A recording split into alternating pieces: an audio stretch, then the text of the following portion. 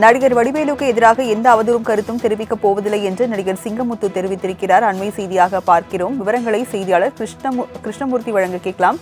கிருஷ்ணமூர்த்தி, நடிகர் சிங்கமுத்து சென்னை உயர்நீதிமன்றத்தில் என்ன தெரிவித்திருக்கிறார்? விவரங்கள் என்ன?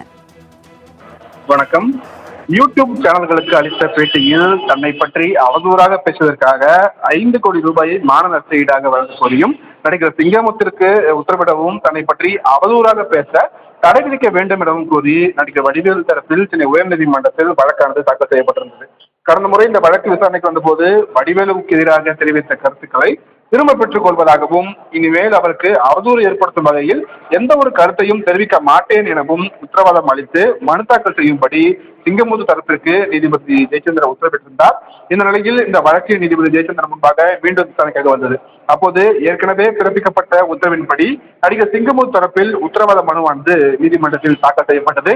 அதில் இந்த உரிமையியல் வழக்கு நிலுவையில் இருக்கும் வரை நடிகர் வடிவேலுவுக்கு எதிராக அவதூறான மற்றும் தவறான எந்த ஒரு தகவல்களையும் வாய்மொழியாகவோ எழுத்துப்பூர்வமாகவோ டிஜிட்டல் முறையிலோ வெளியிடப் போவதில்லை என்று அந்த மனுவில் தெரிவிக்கப்பட்டிருந்தது.